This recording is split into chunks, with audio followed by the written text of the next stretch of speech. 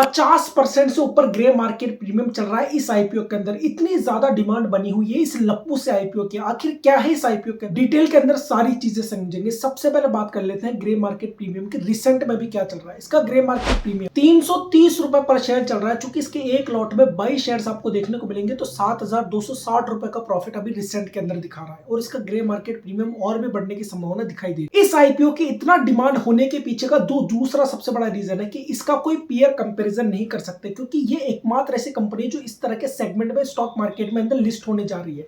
इस वजह से भी इसकी डिमांड बहुत ज्यादा बनी हुई। अब ये कंपनी काम क्या करती है ये समझ लीजिए। ये कंपनी बेसिकली क्रायोजेनिक इक्विपमेंट्स बनाती है जो कि लो टेम्परेचर वाली चीजों के रखने के अंदर काम में आते हैं। एग्जांपल के लिए आपने कई एक्सपेरिमेंट चैनल के अंदर देखे होंगे जिसमें लिक्विड नाइट्रोजन को रखा जाता है एक बहुत बड़े सिलेंडर के अंदर। तो इस तरह के इक्विपमेंट्स बनाने का काम ये कंपनी करती है। लेकिन इसके अलावा भी ये कंपनी बहुत सारी चीजें, बेसिकली ये कंपनी 3 सेगमेंट के अंदर काम करती है, इंडस्ट्रियल गैसेस, एनएलपी और क्रायोजेनिक साइंटिफिक। अब इसमें होता क्या है, ये इस तरह के इक्विपमेंट्स बनाती है। इसके अंदर हाइड्रोजन, CO2, ऑक्सीजन, इस तरह की गैसेस को रखने के अंदर, इसके अलावा इसको ट्रांसपोर्टेशन के अंदर, इसके स्टोरेज के अंदर और इनके इंस्टॉलेशन के अंदर काम में आता है। और जितनी भी गैस से जुड़ी हुई जो कंपनीज है वो इसके सीधे कस्टमर के अंदर आती है। अब यहाँ पर क्रायो साइंटिफिक का मतलब समझ लीजिए। यहाँ पर जो होती है बिल्कुल प्योर गैसेस होती है इसके अंदर, जो खासतौर पर रॉकेट्स वगैरह के अंदर, एरोस्पेस सेगमेंट के अंदर बहुत ज्यादा काम में आती है। कुल मिलाकर बात यह है कि गैसेस से जुड़े हुए जितने भी इंस्टॉलेशन की प्रॉब्लम होती है, स्टोरेज की प्रॉब्लम होती है, उनको ट्रांसपोर्टेशन के, उनको जिन इक्विपमेंट्स के अंदर ले जाना होता है, उनको बनाने से लेकर, उनको मैन्युफैक्चरिंग करने से लेकर और उनके इंस्टॉलेशन तक का काम पूरा ये कंपनी संभालती है। इस वजह से ये यूनिक सेगमेंट की वजह से इसकी डिमांड बहुत ज्यादा बनी और लॉन्ग टर्म इन्वेस्टमेंट की दृष्टि से भी ये आईपीओ बहुत ज्यादा इंपॉर्टेंट हो जाता है। दूसरी सबसे इंपॉर्टेंट बात, इसका उपयोग किन किन चीजों के अंदर आता है।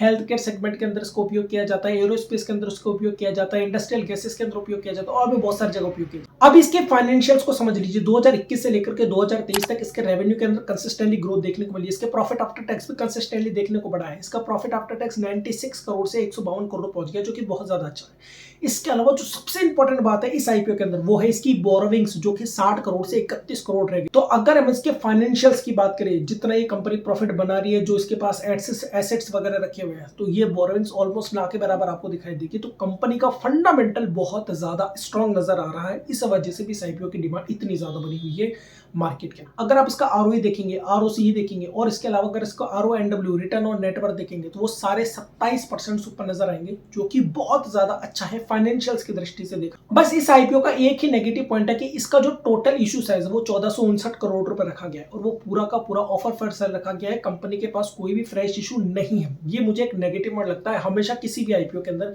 चाहे उसके कितनी अच्छे फाइनेंशियल। लेकिन अगर लिस्टिंग एंड की दृष्टि से देखोगे तो आईपीओ काफी अट्रैक्टिव आपको दिखाई देगा। ये आईपीओ 14 तारीख से लेकर के 18 तारीख तक ओपन रहेगा। 22 शेयर्स का इसके अंदर एक लॉट आपको देखने को मिलेगा। 627 रुपए से लेकर के 660 रुपए इसका प्राइस बैंड रखा गया है। रिटेल कैटेगरी के लिए आपको 660 रुपए पर, यानी कि मैक्सिमम प्राइस बैंड पर आपको अप्लाई करना होगा। तो अब अगर हम कंक्लूजन पर चले लिस्टिंग एंड की दृष्टि से, तो एक बात तो तय है कि ये आईपीओ और सब्सक्राइब होने वाला है। आराम से 2, 3, 4, 5 गुना और सब्सक्राइब तो आराम से देखने को मिल जाए। इसके अलावा इसका ग्रे मार्केट प्रीमियम पहले ही बहुत ज्यादा अच्छा बना। इन सारे रीजंस की वजह से इस आईपीओ में लिस्टिंग मिलने की संभावना बहुत ज्यादा है। यानी कि आप कंफर्म मानकर चलिए, जैसे टाटा टेक्नोलॉजीज के अंदर हो रहा था, इसमें लिस्टिंग एंड मिलने की संभावना ऑलमोस्ट आपको 99% दिखाई देती है। तो ये वीडियो आपको कैसा लगा कमेंट करके जरूर बताएगा। आईपीओ स्टॉक मार्केट से जुड़े वैसी वीडियो के लिए चैनल को सब्सक्राइब कर लीजिए।